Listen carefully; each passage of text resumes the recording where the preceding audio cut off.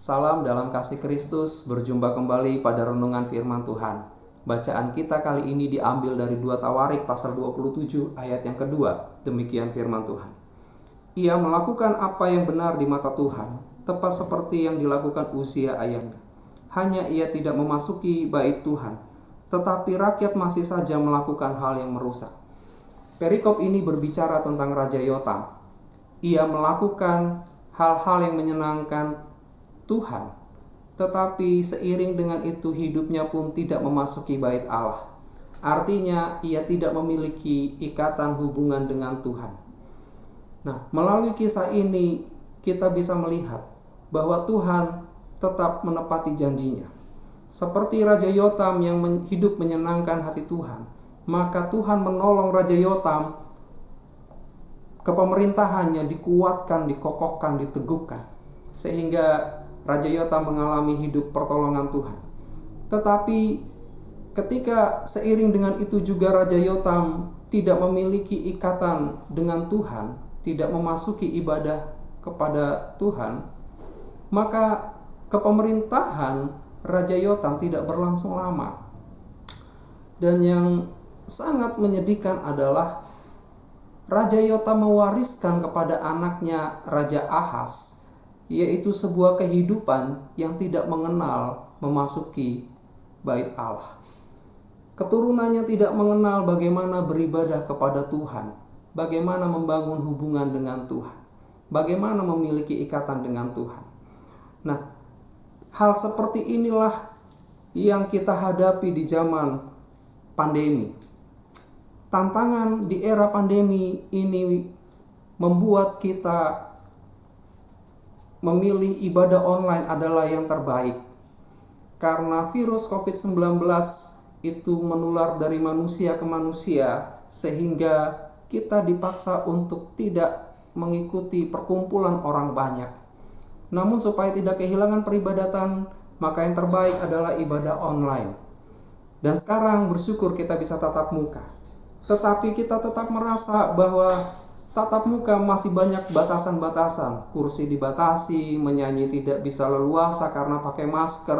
Belum lagi ditambah kalau ada yang batuk kita menjadi paranoid, sehingga kita merasa ibadah seperti tidak sungguh-sungguh.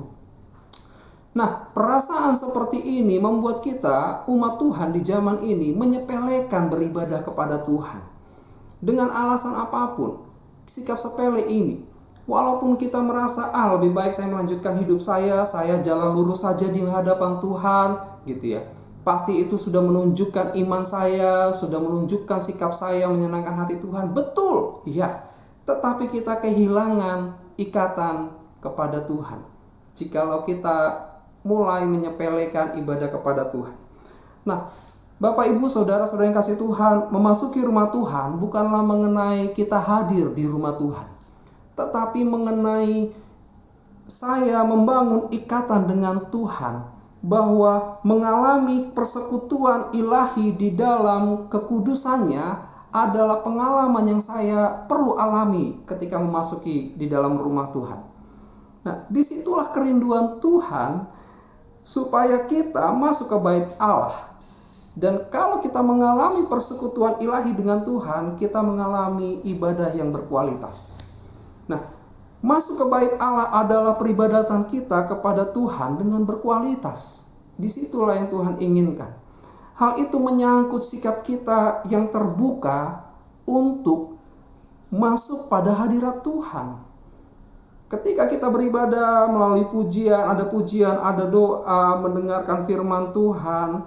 Nah, ketika kita masuk pada hadirat Tuhan, tunjukkanlah keseriusan kita untuk masuk pada hadirat Tuhan itu dengan baik. Maka setiap ibadah yang kita jalani, ada pujian, doa, dan firman, menjadi berkat, kekuatan dalam kehidupan kita. Nah, ibadah yang berkualitas itu juga menyangkut sikap kita yang terbuka untuk membangun ikatan kepada Tuhan. Kita terbuka, Tuhan, aku ingin hendak membangun hubungan dengan Engkau. Nah, bahwa aku ini umat-Mu ya Bapa, dan bahwa Engkau Tuhan adalah Bapakku. Dan hubungan inilah yang membuat kita bisa menikmati ibadah secara berkualitas. Dan yang ketiga, hal sikap ibadah yang berkualitas, yaitu sikap kita yang terbuka supaya hidup kita terjaga dalam kekudusan Tuhan. Kita sendiri yang menjaga hidup yang dikuduskan, yang telah dikuduskan oleh Tuhan. Nah, inilah arti dari peribadatan kepada Tuhan. Lebih dari sekedar tempat, lebih dari sekedar suasana. Nah, Bapak yang kasih Tuhan, ingatlah, memiliki ibadah yang berkualitas itu selalu dimulai dari diri kita sendiri. Online atau tatap muka, di mana tempatnya itu bukanlah hal yang sangat berpengaruh membuat kita memiliki ikatan yang dekat dengan Tuhan. Tetapi ketika kita terus membangun peribadatan kita kepada Tuhan dengan diri kita yang mengawali membuka diri kepada Tuhan, maka kita bisa berjumpa dengannya dan ibadah kita menjadi berkualitas. Dan tentu Tuhan pasti mendengar kerinduan kita untuk bisa beribadah kembali seperti semula sebelum COVID-19 ini ada.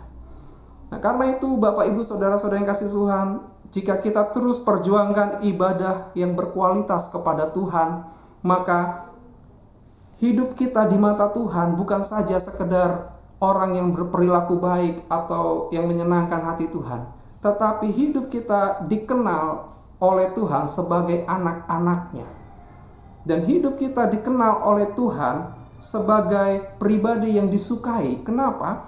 Karena keharuman hidup kita itu sampai tercium oleh Tuhan. Betapa hidup kita memuliakan Tuhan. Nah, keharuman hidup itu juga akan disukai oleh setiap orang dan diikuti oleh generasi selanjutnya yang ada bersama-sama dengan kita.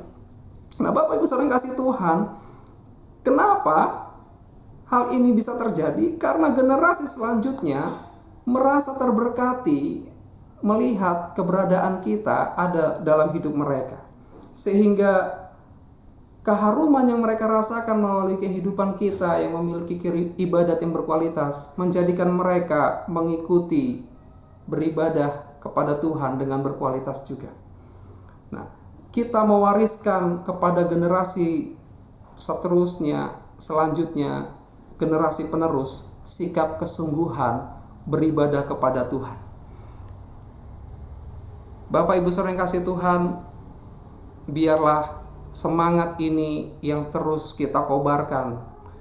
Biarlah keadaan apapun, situasi apapun, ibadah kita tidak ditentukan oleh suasana, tetapi diri kita membuka diri kepada Tuhan, memiliki hubungan dan ikatan dengan Tuhan yang terus terjalin sebagai umat, sebagai anak-anaknya, dan sebagai Bapa yang ada di surga.